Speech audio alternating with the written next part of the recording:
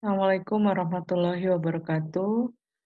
Hari ini kita akan membahas mengenai biomolekul yang ada di dalam sel maupun di luar sel, baik itu di sel tanaman, hewan, manusia, dan mikro. Ini karbohidrat.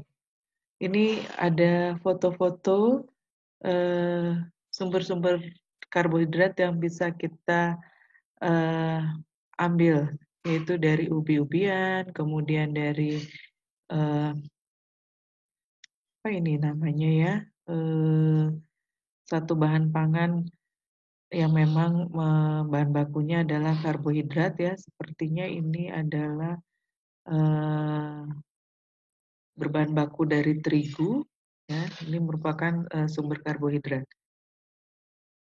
Nah, apa itu karbohidrat? Definisi secara molekulnya, dia merupakan polihidroksialdehid, polihidroksiketon, atau polihidroksi turunannya.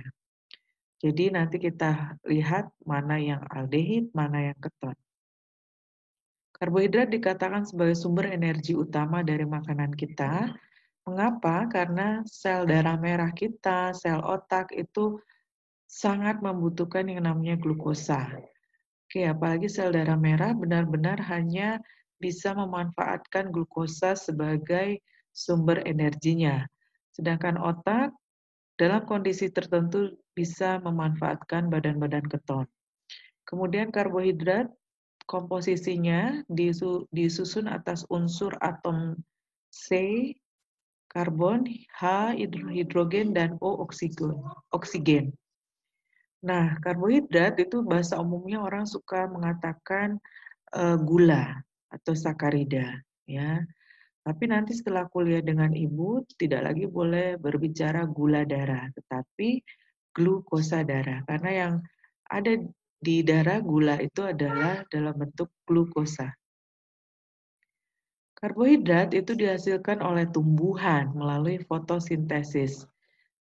Seperti glukosa disintesis dalam tumbuhan dari CO2, H2O, dan energi matahari. Disinilah kita setelah belajar biokimia, kita harus berinteraksi dengan lingkungan, di mana kita bisa mendapatkan energi itu jika memang ada tumbuhan di sekitar kita yang menghasilkan karbohidrat.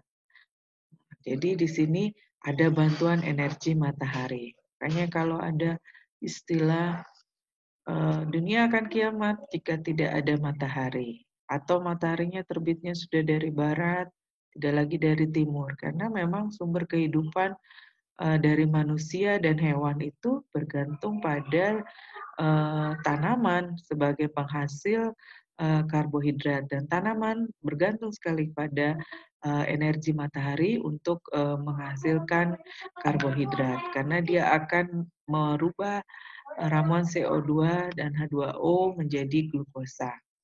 Kemudian manusia dan hewan akan menggunakan karbohidrat ini menjadi energi. Kemudian manusia dan hewan akan mengeluarkan CO2 dari pernafasannya, H2O juga dari pernafasan maupun dari kotorannya. Nah, ini akan dimanfaatkan lagi oleh tumbuhan. Nah, simbiosis mutualisme ini menggambarkan bagaimana kita harus bersinergi dengan lingkungan hidup kita yang sehat, yang bersih, ya, sehingga kita dapat hidup dengan baik. Kemudian tipe-tipe karbohidrat ini di sini dikatakan ada 3. Sebenarnya antara disakarida dan polisakarida biasa ada yang menyebutnya oligosakarida. Monosakarida ini yang paling sederhana karena hanya 1. Disakarida itu 2 karena ada 2 monosakarida yang menyusunnya. Kemudian oligosakarida itu disusun dari 3 sampai 8. Setelah di angka 8 lebih, kita bisa menyebutnya sebagai polisakarida. Nah, kita lihat satu persatu monosakarida ini penyusunnya 3 sampai 6 atom karbon dan ada karbonil aldehid atau keton. dan tentunya banyak hidroksil. Makanya tadi namanya karbohidrat itu adalah polihidroksialdehid atau polihidroksiketon. Jadi ingat ya, di karbohidrat kita mengenal gugus karbonil dan gugus hidroksil. Nah, ini adalah contoh dari suatu polihidroksialdosa, aldehid ya, karena gugusnya ada aldosa, di mana atom C mengikat oksigen dan hidrogen, dan satu tangannya lagi mengikat atom yang lain. Nah, kalau C-nya 3, maka itu namanya triosa, kalau C-nya 4 itu tetrosa, kalau C-nya 5 itu pentosa, dan C-nya 6 itu heksosa. Ini contohnya berarti C-nya berapa? Hayu. Anak-anak, ada 4 ya, 1, 2, 3, 4, berarti dia suatu tetrosa, aldotetrosa. Nah, ini senyawanya namanya eritrosa. Kemudian ketosa, ini kita lihat gugus keton ya. Dicontohkan di sini fruktosa nih. Minggu lalu atau di maksud Ibu di video Ibu yang terdahulu tentang air itu Ibu sudah singgung bahwa gula yang paling manis itu adalah fruktosa. Dia suatu heksosa karena C-nya 6, tapi dia menjadi ketoheksosa. Kemudian kita latihan di sini ada A dan B, struktur A dan B. Kira-kira A itu namanya apa, B-nya apa? Kita lihat dulu, A ini C-nya berapa? 1, 2, 3, 4, 5, 6. Oke, ada 6, berarti dia heksosa. Nah, gugusnya apa? Aldehid, jadi haldoheksosa. Kemudian yang sebelah kanan ada berapa C-nya? 1, 2, 3, 4, 5. Berarti pentosa gugusnya keton. Berarti ketopentosa. Kita lihat jawabannya ke aldoheksosa dan ketopentosa untuk yang B. Kita lihat struktur monosakarida ini digambarkan dengan madu ya, madu yang memang kaya sekali dengan fruktosa. Fruktosa itu adalah monosakarida, salah satu contoh monosakarida. Nah, ini kita bicara strukturnya dulu ya, meskipun kalian mahasiswa THP, tetap untuk mengenal yang mana ya yang namanya glukosa, fruktosa, maka kita harus melihat strukturnya. Dalam struktur kita mengenal istilah proyeksi Fischer. Nah, proyeksi Fischer ini digunakan untuk menggambarkan karbohidrat dan pada bagian atas merupakan lokasi gugus yang mudah teroksidasi dan karbon kiral digambarkan sebagai perpotongan garis vertikal dan horizontal. Nah, ini kita gambarkan OH yang sebelah kiri menjadi L-gliseraldehida dan OH sebelah kanan itu D-gliserida. Nah, ini gugusnya apa? Aldehid ya. Nah, pada proyeksi Fischer, gugus OH di karbon kiral yang terjauh dari gugus karbonil, itulah yang menentukan bahwa karbohidrat ini L atau D. Nah, jika OH-nya di kiri itu L, jika di kanan maka itu D. Ya, jadi untuk menentukan L dan D suatu monosakarida itu dilihat dari posisi OH pada karbon kiral terjauh dari gugus karbonil. Ini karena ini 3 C-nya, jadi sangat mudah ya, berarti yang tengah-tengah. Nanti kita lihat untuk latihannya. Nah, ini D dan L yang kita lihat dari glukosa, nih, OH pada atom kiral terjauh dari si aldehid itu adalah di kanan, maka dia D-glukosa. Nah, ini ribosa untuk C5, maka atom kiral terjauhnya pada C nomor 4 dan OH-nya di kanan, maka namanya D-ribosa. Sedangkan yang ini galaktosa, C-nya 6, maka kiral terjauh dari karbonilnya C nomor 5 dan OH-nya di kiri, maka namanya L-galaktosa. Oke, sekarang kita latihan. Yang A ini L atau D? Oke, kita lihat. Karena atom kiral terjauhnya OH berada di kiri, maka dia adalah D atau L. Kemudian yang B, OH-nya di kiri juga. Oke. Yang C, OH-nya ada di kanan. Jadi ini L ribosa, L triosa, dan D fruktosa. Oke. Sekarang kita setelah mengenal strukturnya, contoh dari monosakarida ada 3 nanti di sini. Yang pertama glukosa. Glukosa itu banyak ditemukan dalam buah, dalam sirup jagung, madu. Dia aldoheksosa, artinya C-nya 6 dan gugusnya aldehid. Nah, diketahui sebagai gula dalam darah. Jadi namanya glukosa darah ya. Setelah ini kita harus menyebutnya bukan gula darah tapi glukosa darah lah. Nah, kita sudah tahu persis monosakarida apa yang ada di darah. Dan glukosa ini ternyata memang penyusun dari pati, selulosa, glikogen. Nanti di polisakarida Ibu akan jelaskan mengapa yang satu kumpulan glukosa menjadi pati, mengapa satu kumpulan glukosa selulosa, satu kumpulan lagi menjadi glikogen. Nah, nanti itu dibedakan dengan cara the way mereka berikatan antara satu glukosa dengan glukosa yang lain. Kemudian kita lihat glukosa dalam darah itu normalnya 70 sampai 90 mg per desiliter ya sebelum makan, artinya glukosa darah puasa. Jadi kita kalau mau cek glukosa darah biasanya kita dianjurkan untuk berpuasa minimal 10 jam. Jadi kalau kalian mau cek darah jam 8 pagi, maka jam 10 malam sudah mulai berpuasa tidak makan. Kemudian ini ada kurva ini tentang toleransi glukosa pada uji glukosa darah dilakukan setelah beberapa jam mengkonsumsi glukosa. Kalian lihat ada grafik yang untuk berwarna kuning ini untuk orang normal, di mana sebelum makan itu glukosa darah puasanya itu di bawah 100 tetapi tidak sampai 50 ya, itu sekitar 70, 90 gitu ya. Kemudian setelah 1 jam makan, paling tinggi dia berada di 160 gitu ya. 2 jam setelahnya turun sampai 5 jam itu ya kembali ke 70 atau 90. Kemudian kalau kita lihat yang merah ini untuk kondisi hiperglikemia, artinya glukosa darah berada dalam konsentrasi yang melebihi batas normal, hiper.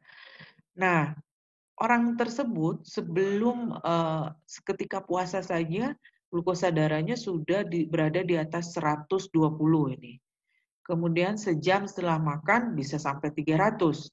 And then 2 jam setelahnya slowly down, decrease ya, and then sampai 5 jam ya tetap aja berada di 150, 190. Nah, ini kondisi orang awal-awal diabetes adalah seperti ini.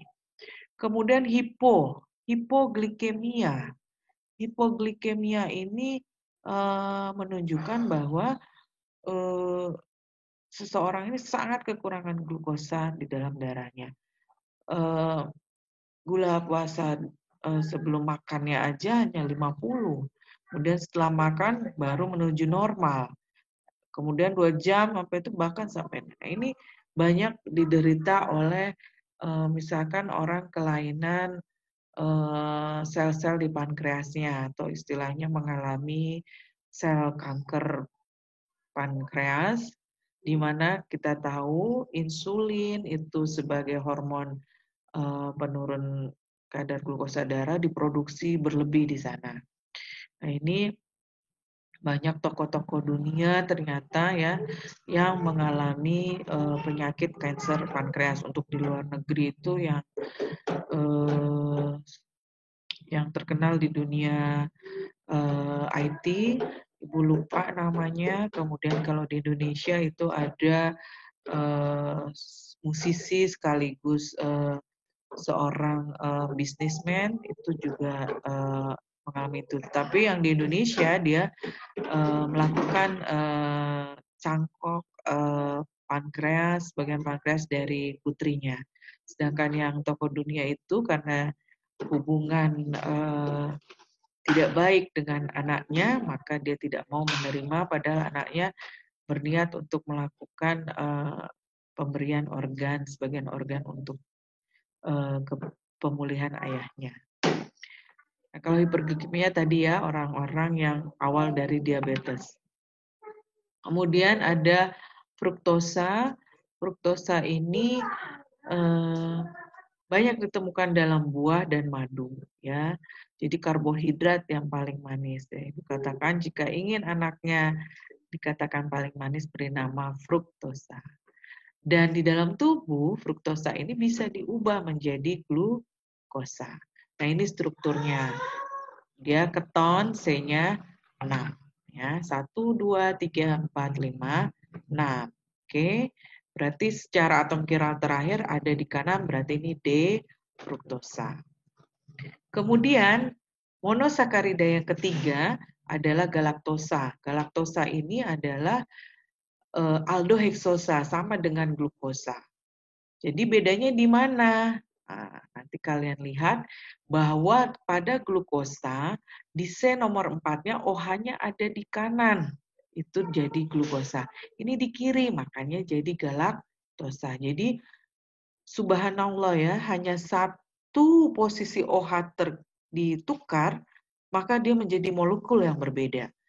Dan kalian tahu galaktosa ini banyak ada di mana? Dalam bentuk laktosa disakarida ya. Itu ada di mana laktosa?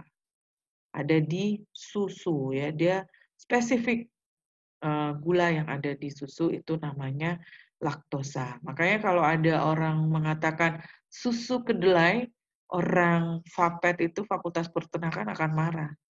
Mana ada di kedelai laktosa? Jadi tidak boleh. Jadi menyebutnya adalah sari kedelai. Jadi jika ada laktosa baru boleh dikatakan susu. Ya, jadi susu kambing, susu unta, susu sapi itu karena ada laktosa, it's okay dikatakan susu. Tapi dalam kedelai itu tidak ada laktosa. Jadi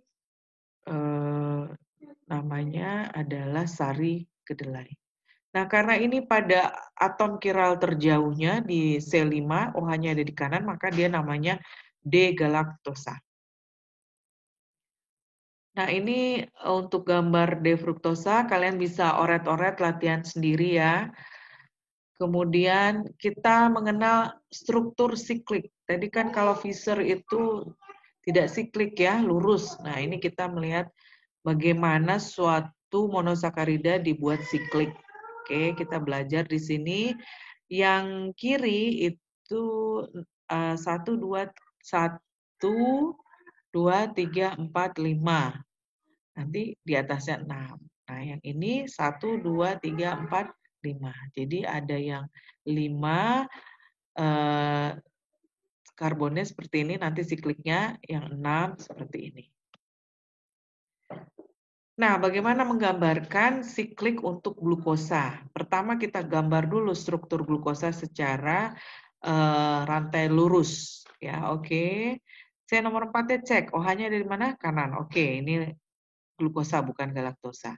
Nah, pada C5 OH-nya ada di kanan, maka dia sebagai D ke glukosa.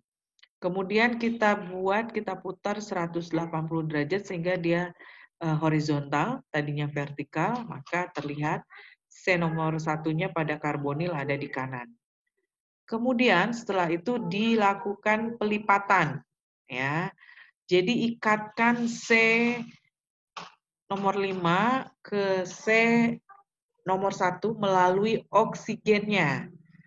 Kemudian sehingga C6 itu berada di atas cincin, kemudian OH pada C2 dan C4 di bawah cincin, OH pada C3 itu di atas cincin, Dan pada C1 ada OH.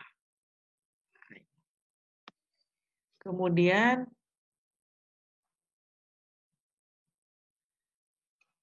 langkah ketiga untuk menentukan apakah ini alfa glukosa atau beta glukosa, karena nanti akan menentukan suatu polisakarida itu membentuk selulosa atau pati atau glikogen, ini tergantung dari posisi alfa beta dari OH itu, sehingga membentuk ikatan beta amilosaka atau alfa amilosaka. Jadi kalau berada di bawah itu alfa, kalau berada di atas itu beta. Nah, kemudian ini ringkasan pembentukan sikliknya. Jadi kalian bisa antaranya itu adalah bentuk siklik hemiasetal itu. Ketika OH dari C nomor 5 binding ke C nomor 1. Kemudian hidrogennya terdonasikan ke oksigen pada C nomor 1. Nah, itulah yang dikatakan sebagai karbon kiral baru pada kondisi siklik. Kemudian alfa D glukosa dan beta glukosa dalam larutan ini ternyata banyaknya adalah dalam bentuk beta D glukosa. Ya. Jadi yang dalam bentuk terbuka itu hanya sedikit sekali. Dan yang dalam bentuk alfa sekitar 36%. Fruktosa ini bisa membentuk sikliknya seperti ini ya, di mana nanti OH pada C05 ini akan bereaksi dengan CO pada C nomor 2. Jadi C pertamanya ada di atasnya C kedua, C ke-6 di atasnya C ke-5. Oke, kemudian oksigen dari OHC ke-5 itu akan berinteraksi dengan C, binding dengan C nomor 2, kemudian hidrogennya didonasikan ke oksigen pada C nomor 2. Oke, ini bentuk alfa karena ada di bawah, dan ini bentuk beta. Nah, sekarang latihan kalian adalah bagaimana menggambarkan alfa D galaktosa. Ya, bedakan nih, di pada C nomor 3 dan 4-nya OH-nya ada di kiri. Oke. Jadi di 3 dan 4 OH-nya dua-duanya ada di atas. Oke, kalau kita lihat yang glukosa, nah nomor 3-nya di atas, nomor 4-nya di bawah karena OH-nya ada di kiri. Nah, ketika di galaktosa C3 dan C4-nya OH-nya ada di atas. Ya, yang di bawah itu C2, kemudian kalau di C1 itu dia di bawah, maka dia menjadi alfa. Oke, sifat kimia monosakarida, semua monosakarida adalah gula pereduksi. Artinya apa? Dia bisa mereduksi melalui siapa? Gugus aldehid atau keton bebasnya. Mereduksi apa? Contohnya logam. Logam apa? CuAg dalam larutan basah. Nah, inilah dimanfaatkan sifat pereduksi ini mengembangkan metode bagaimana mengukur kadar glukosa darah. Jadi akan dicek nanti dengan suatu larutan logam dalam basah. Reaksi ujinya itu biasanya uji kualitatif itu Benedict ya. Jadi glukosa, galaktosa, fruktosa itu akan mereduksi Cu menjadi Cu2O. Kalian tahu di sini Cu kan bermuatan 2 positif di sini di sebelah kiri ini. Karena OH negatif 1 ada 2. Karena senyawa ini netral 0, maka Cu ini plus. Kemudian kalau di kanan Cu2O, oksigen itu min 2, maka karena ini netral jadi Cu-nya bermuatan 1. Dari 2 ke 1 dia turun, maka reduksi. Gitu ya. Dan ini membentuk endapan kuning atau merah bata. Jadi kalau kalian mau cek sampel saya punya glukosa nggak ya, atau punya monosakarida nggak ya, maka ceklah dengan uji Benedict. karena pasti akan mereduksi. Jika ada endapan merah atau endapan kuning, maka sampel kalian itu mengandung monosakarida. Kemudian ini yang terjadi bahwa gugus glukosa itu akan mereduksi Cu ya dari 2+ menjadi +1. Nah, sedangkan glukosanya sendiri mengalami oksidasi, yaitu dari gugus aldehid menjadi gugus karboksilat. Oksidasi, dia mendapatkan oksigen. Ya, jadi ingat ini kita sembari belajar gugus fungsi. Jadi jika gugus fungsi aldehid teroksidasi, maka dia menjadi asam karboksilat. Oke. Nah, si monosakarida juga bisa mengalami reduksi dianya ya. Monosakarida kan kalau tadi pereduksi, mereduksi orang lain, mereduksi senyawa lain. Nah, kalau ini dianya tereduksi oleh senyawa lain, maka dia menjadi bentuk alkohol. Nah, di sini misalkan glukosa itu tereduksi maka menjadi glusitol atau sorbitol. Ya, jadi ini adalah banyak gula-gula alkohol ini sebagai pemanis buatan untuk permen karet. Mohon maaf, pemanis alami untuk permen karet. Ya. Coba kita lihat di sini ada manosa, ya, C6 juga, aldosa, kalau dia tereduksi dan teroksidasi seperti apa. Oke, ini manosanya ada di tengah. Jika dia teroksidasi mendapatkan oksigen, maka dia menjadi asam manoat karena ada gugus karboksilat. Ketika dia reduksi menjadi alkohol, maka namanya manitol. Mengapa dia D? Karena OH terjauhnya ada di sebelah kanan. Ya. Apa bedanya lagi dengan glukosa dan galaktosa? Lihat, C nomor 2-nya kalau glukosa OH ada di kanan, galaktosa juga ada di kanan. Ya. Oke. Sekarang kita beranjak ke disakarida. Disakarida ini dicontohkan susu. Susu ini karena tadi di dalamnya ada laktosa. Laktosa itu adalah disakarida. Jadi kita, oke, tadi Ibu review lagi ya, bahwa di monosakarida kalian wajib mengenal glukosa, galaktosa, fruktosa. Strukturnya udah dikenalkan juga manosa. Nah, kemudian kalau disakarida, maltosa, laktosa, dan sukrosa. Nah, ini. Maltosa itu dari 2 glukosa, laktosa dari glukosa galaktosa, sukrosa dari glukosa dan fruktosa. Kita lihat di sini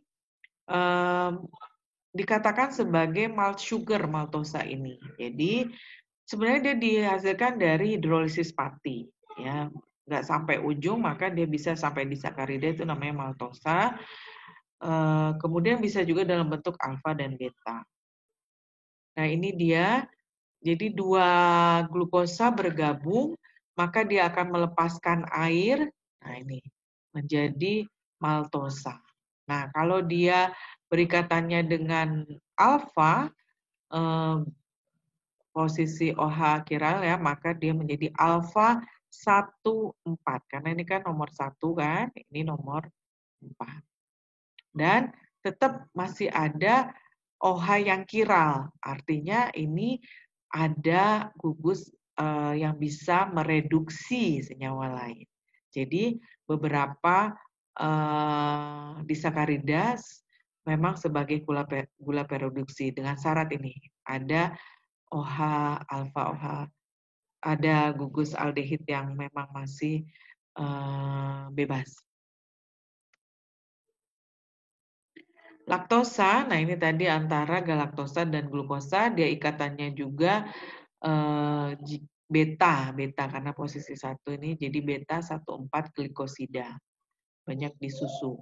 Ya, jadi kalau maltosa tadi alfa 1,4 dari glukosa, maka kalau laktosa beta 1,4 dari galaktosa dan glukosa. Banyak di susu. Nah, sukrosa, nah ini. Oke. Kita lihat ini juga, mohon maaf, mundur lagi, laktosa ini juga masih sebagai gula pereduksi karena ada gugus aldehid di glukosa yang tidak berikatan. Sedangkan di sukrosa, nah ini dia ikatan antara fruktosa dan glukosanya pada benar-benar gugus karbonil.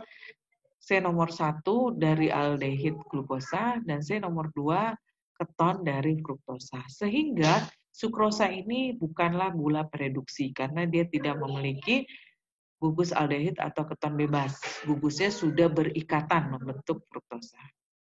Jadi nanti kalau praktikum memang terlihat itu, tapi karena pandemi ini mungkin praktikumnya virtual juga ya. Nah, ini ketika sukrosa dihidrolisis oleh enzim yang namanya sukrase. Jadi biasanya enzim itu ada ase-ase dan mengikuti substratnya gitu penamaannya. Nah, ini menjadi glukosa dan fruktosa. Nah, ini gula dan pemanis buatan. Ini pasti berbeda rasa manisnya. Ya, jadi kita lihat galaktosa itu kemanisannya 30, ini dibandingkan dengan sukrosa. Sukrosa di reward 100. Nah, fruktosa itu 175 ya. Paling tidak manis memang laktosa. Jadi kalau kenapa ya Bu susu formula itu sangat manis? Ya pastinya fruktosa dan sukrosanya itu yang banyak ya. Jadi laktosanya ya minimal. Jadi kalau susu yang dari asli sapi, kambing itu memang tidak manis ya, karena memang laktosa banyaknya, hanya 6. Nah, ketika dia pemanis buatan yang sebenarnya bukan karbohidrat ya, banyak disintesis dari asam amino bahkan ya. Jadi ada aspartam ini 60.000 kali, sakarin 45. Nah, ini biasanya di industri pangan. Kenapa? Karena dengan menggunakan pemanis buatan jadi low cost untuk industri mereka. Nah, jadi kalau yang pemanisnya itu adalah alami, biasanya memang berdampak ke harga produknya yang lebih mahal. Nah, sekarang kalian cek ini laktosa, oke, gabungan dari 1 dan 3. Maltosa 1 dan 1 dan sukrosa 1 dan 2. Kemudian ini jawabannya. Nah, sekarang kita beralih ke polisakarida. Ini ada gambar selulosa di sebelah kiri ya sebagai kapuk ya. Nah, ini apa? Umbi-umbian ya pati. Jadi polimer deglukosa. Kalau di manusia dan hewan itu glikogen namanya. Jadi simpanan karbohidrat yang ada di manusia dan hewan itu dalam bentuk glikogen, sedangkan simpanan karbohidrat pada tanaman itu dalam bentuk pati. Ya. Tetapi di tanaman juga ada selulosa. Nah, dia struktural, bukan simpanan energi. Jadi memang struktur untuk tubuh mereka. Ya, tubuh tumbuhan itu. Oke, ini ada umbi-umbian, apa ini kentang ya. Jadi ada amilosa dan amilopektin. Jadi penyusun pati itu ada 2, amilosa dan amilopektin. Amilosa itu rantai lurus, sedangkan amilopektin cabang. Apa yang menyebabkan lurus? Hanya ada ikatan alfa 14. Apa yang menyebabkan cabang? Ada ikatan alfa 16. Nah, jadi kalau kalian menanak nasi, istilahnya itu anak kalian diberikan air tajin. Nah, itu sebenarnya adalah isinya apa? Susu kah atau karbohidrat? Karbohidrat ya. Jadi salah orang-orang. Jadi bagaimana edukasinya? Makanya alhamdulillah Ibu sampai saat ini masih dipercaya mengajar beberapa kali untuk topik biomolekul di kebidanan, sehingga Ibu melalui calon-calon bidan itu Ibu mengedukasi agar masyarakat itu tidak salah persepsi tentang sumber bahan pangan.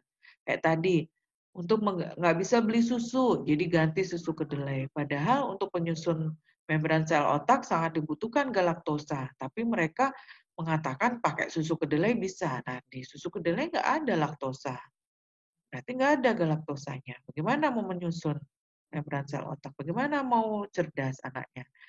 Kemudian mengganti susu dengan air tajin. Nah, itu juga air tajin itu yang apa namanya, yang gelatinous, yang maksudnya berkabut itu biasanya amilopektin kental. Nah, itu yang mereka katakan mimetik dengan susu. Tapi kita sebagai orang biokimia atau yang sudah belajar biokimia, kacamatanya melihat strukturnya itu bukan galaktosa ya, tapi tetap glukosa. Oke, ini amilosa tadi sudah Ibu katakan bahwa ini rantai lurus karena ikatannya hanya alfa 14. Nah, amilopektin ini ada cabangnya alfa 16. Ya, oke. Nah, glikogen tuh disimpannya di mana? Di hati dan di otot. Makanya kita Muslim itu jika berpuasa pada bulan Ramadan itu artinya kita mengaktifkan hormon yang selama ini tidak bekerja, yaitu hormon glukagon. Di mana apa itu hormon glukagon? Hormon yang memerintahkan glikogen di hati untuk dipecah sehingga menjadi glukosa di darah, ataupun glikogen otot untuk aktivitas kerja otot, ya.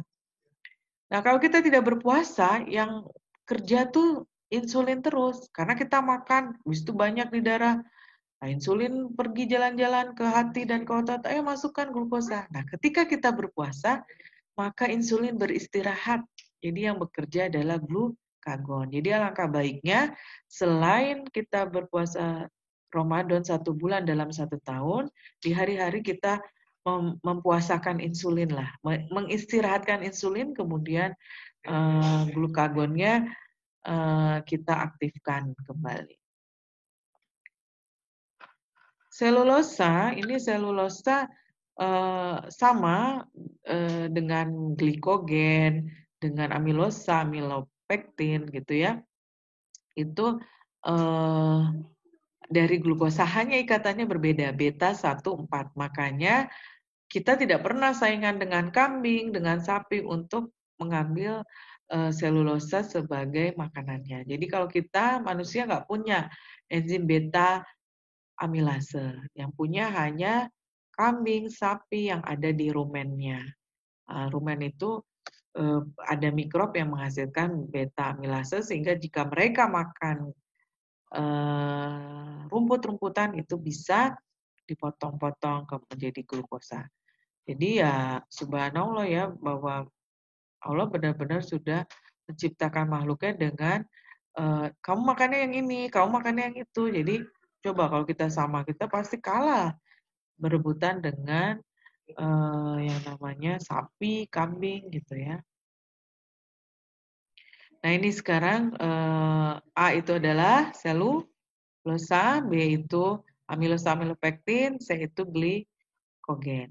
Oke, tadi terlewat sedikit bahwa glikogen ini mirip amilopektin ya, bukan amilosa, tapi cabangnya lebih banyak. Kenapa? Karena ya memang mau disimpan di hati, jadi harus lebih banyak cabangnya. Itu pun menandakan bahwa Allah benar-benar menciptakan maha sempurna, sudah menciptakan manusia berbeda dengan tanaman dalam rangka menyimpan biomolekul karbohidrat. Oke, kemudian ini tadi ya, selulosa itu beta 14, amilosa alfa 14, amilopektin alfa 14 dan alfa 16, glikogen itu alfa 14 dan 16, dan 16-nya lebih banyak lagi. Maksudnya lebih banyak gimana sih Bu? Misalkan di amilopektin, dari 10 glukosa nih sudah lurus, baru cabang. Nah, kalau di glikogen 1 sampai 5 sudah ada cabang gitu. Ya. Kemudian ini yang terkait dengan kalian sebagai mahasiswa teknologi hasil perairan, kitin. Kitin ini apa? Dia penyusun dari kepiting, udang, dan insekta. Ya, jadi dia merupakan polimer dari N-asetil glukosamin. Jadi tadi kan di awal Ibu menjelaskan karbohidrat itu bisa polihidroksi turunannya. Nah ini, jadi di sini ada monomer yang ini ada gugus N-asetilnya, ya. Oke. Karena ini sama semua seperti pati itu glukosa semua, dan ini D-glukosamin semua, maka dia dikatakan homo polimer karena jenisnya satu. Nah, ini biasanya akan diperkuat oleh suatu kalsium karbonat untuk menyusun kepiting, udang, dan insekta. Kemudian ini ada banyak lagi keluarga dari glukosa turunannya, maksud Ibu ya. Glukosamin ini pada C nomor 2 OH-nya terganti dengan gugus amin. Nah, N-asetil glukosamin itu seperti ini pada C OH nomor 2-nya tergantikan oleh gugus N-asetil. Kemudian 6 fosfat, maka fosfat terikat pada O pada C nomor 6. Kemudian asam muramat.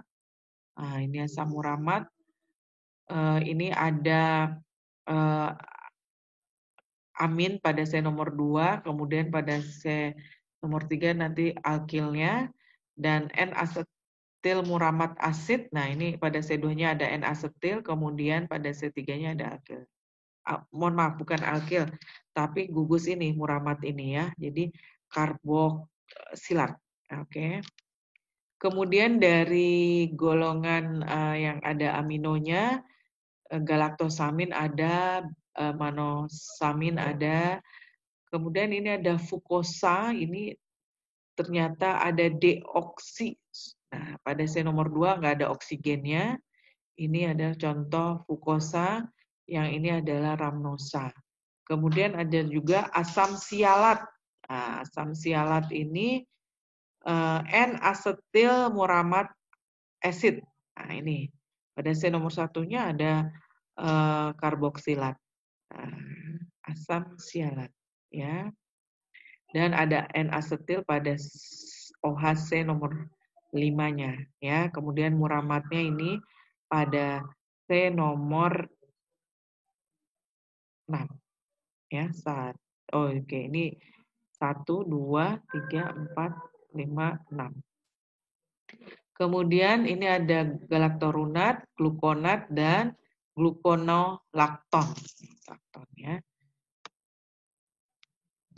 Nah, peptidoglikan, ini apa lagi nih? Ini gabungan antara peptida dan polisakarida. Nah, ini juga banyak disusun oleh N-asetil muramat dan N-asetil glukosamin secara bergantian. Maka di sini namanya heteropolimer. Nah, biasanya untuk cara kerja antibiotik penisilin itu menghambat sintesis peptidoglikan ini sehingga tidak sempurna, akhirnya bakteri mati. Jadi peptidoglikan ini strukturnya bisa dirusak oleh antibiotik sehingga tadi bakterinya nggak punya dinding sel, ya mudah lisis, mati. Kemudian ini ada contoh-contoh dari rangkuman ya, bahwa beberapa polisakarida struktur dan perannya. Jadi tadi ya, starch itu pati, amilosa amilopektin pada tanaman, glikogen pada manusia, hewan, dan ada juga beberapa bakteri. Jadi homo nih ya, selulosa, kitin itu juga homo. Kalau selulosa sebagai struktural pada tanaman ya, kemudian kitin itu juga struktural, tapi di serangga, di spider itu laba-laba ya, kemudian di krustasea ya, sehingga membuat rigid dan kuat ya terhadap exoskeletonnya. Kemudian ada peptidoglikan, nah ini yang hetero tadi untuk dinding bakteri ya, jadi membuat rigid tadi dan kuat untuk pembungkus selnya. Kemudian ada hyaluronic, nah ini juga sebagai extracellular matrix dari kulit dan jaringan penghubung. Ya. Oke, ini jadi amilosa itu hanya sampai 5.000, kalau amilopektin glukosanya sampai 1 juta, glikogen 50.000 ya, karena sumber glukosa darah kalau ketika kita berpuasa. Nah, selulosa bisa 15.000 ya. Oke, nah ini kitin dan itu sangat banyak ya. glikoprotein. Nah, ini juga ada karbohidrat terikat secara kovalen yang merupakan monosakarida atau oligosakarida pendek. Rantai sampingnya terdiri atas monosakarida, oligosakarida bercabang, D-galaktosil, N-asetil D-glukosamin. Nah, ini kalian perlu tahu karena dia protein anti beku. Untuk siapa? Ikan-ikan yang berada di laut dalam. Ya, sehingga dia tidak membeku karena ternyata ada karbohidrat glikoprotein namanya D-galaktosil N-asetil galaktosamin. Jadi kalian sebagai orang perikanan mengetahui secara fisiologinya kenapa ikan kod itu tidak membeku di perairan dalam, ternyata ada senyawa biokimia yang di sana. Proteoglikan, jadi atas asam mukopolisakarida yang berlekatan dengan protein, bagian utamanya adalah polisakarida. Kalau ini bagian utamanya protein, nah, ada aksesoris karbohidrat. Kalau ini bagian utamanya karbohidrat, aksesorisnya yaitu protein. Ya, jadi biasanya digunakan ini untuk di industri ya untuk membentukkan jelly kental itu ada unit D glukonat, N-asetil glukosamin gitu ya. Oke, ini adalah tadi penyusun hyalurat ini untuk tulang rawan, untuk kulit ya. Kemudian bakteri punya enzim hyaluronidase sehingga jaringan bisa rapuh, dia masuk ke situ. Nah ini bahaya untuk orang-orang diabetes yang glukosa darah tinggi, berarti kan bakteri senang glukosa dijadikan sumber makanannya sehingga ada enzim untuk menembus kulitnya. Nah, seperti itu ya. Jadi complicated memangnya jika sudah diabetes. Kemudian tulang rawan itu juga ada D-glukonat dan N-asetil glukosamin. Ya, ini contoh dari heteropolisakarida. Oke, sekian dari Ibu tentang karbohidrat. Kalian bisa lanjutkan untuk bertanya jawab di grup WA. Terima kasih. Assalamualaikum warahmatullahi wabarakatuh. Salam sehat dan tetap semangat untuk belajar biokimia.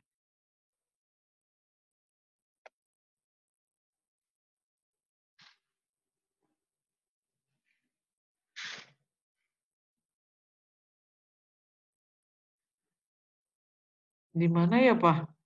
Lupa lagi. Mau ituin recordingnya, Pak?